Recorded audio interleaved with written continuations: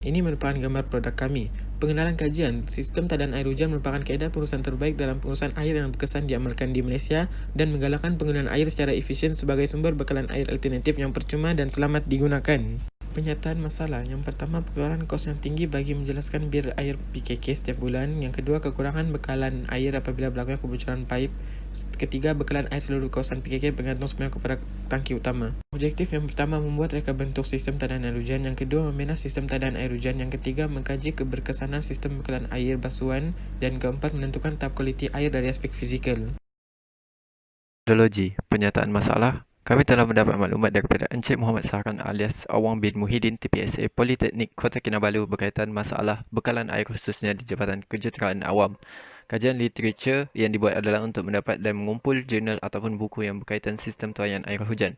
Mereka bentuk projek dengan menggunakan perisian AutoCAD. Bahan yang diperlukan ialah tangki jenis plastik, pipe jenis galvanized dan penggunaan bancuan konkrit dalam binaan projek bagi mengekalkan nilai estetiknya.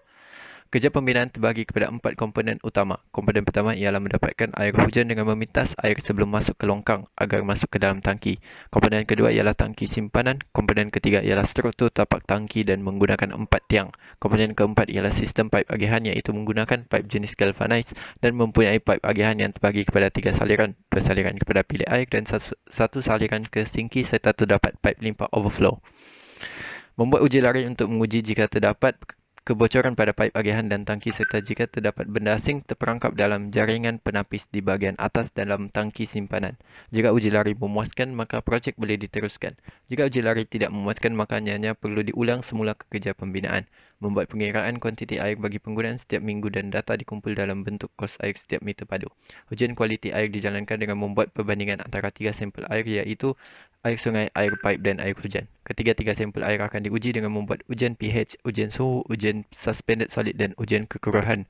Analisis data akan dijalankan dan laporan disiapkan.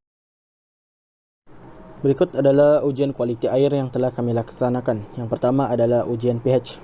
Nilai yang didapati adalah selamat dan tidak berbahaya kerana ianya masih dalam julat piawaian KKM iaitu pada pH 5.5 hingga pH 9.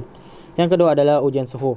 Ianya selamat digunakan kerana masih dalam julat normal air iaitu pada 24 darjah hingga 31 darjah. Yang seterusnya adalah ujian bau dan rasa. Ianya diuji bersama parameter.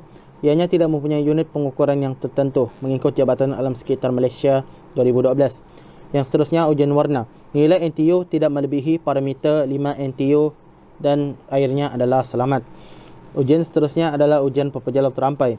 Nilai yang didapati adalah tidak melebihi 25 mg per L yang ditetapkan oleh NWQS. Seterusnya adalah ujian kekeruhan. Nilai yang didapati adalah di bawah tahap yang ditetapkan oleh KKM iaitu 1000 NTU. Demonstrasi projek dan uji lari. Tidak berlaku leaking pada paip ataupun kebocoran. Air lancar mengalir keluar daripada kepala paip dan reka bentuk projek dapat menahan berat tangki.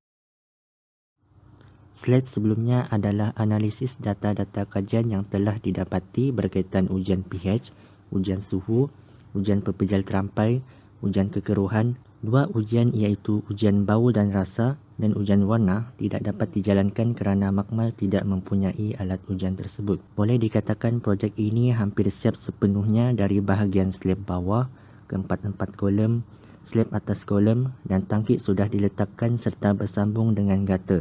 Untuk cadangan, yang pertama ialah bahan slab atas kolom yang kayu akan diubah ke konkrit atau besi supaya kedudukan tangki lebih kukuh dan dapat bertahan dengan lebih lama. Yang kedua ialah sinki akan ditambah di tapak projek bersumberkan air daripada tangki tadaan air hujan untuk kegunaan membasuh. Yang ketiga ialah untuk kemasan seperti melepa pada slab dan keempat-empat kolom sebelum dicat untuk nampak lebih kemas. Yang keempat ialah mengecat kolom bercorakkan susunan ikatan bata untuk menampakkan nilai estetik kejuruteraan awam. Kesimpulannya, beberapa faktor projek ini lambat untuk disiapkan. Antaranya ialah berlakunya pandemik COVID-19 yang menyebabkan pergerakan semua ahli sangat terjejas. Selepas itu, faktor cuaca yang tidak menentu.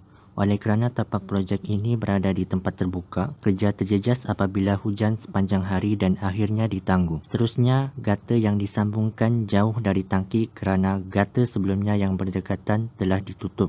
Jika projek ini berjaya disiapkan 100%, sistem ini akan memudahkan pelajar yang melakukan kerja amali kejuruteraan ukur untuk membasuh alatan ukur yang telah digunakan.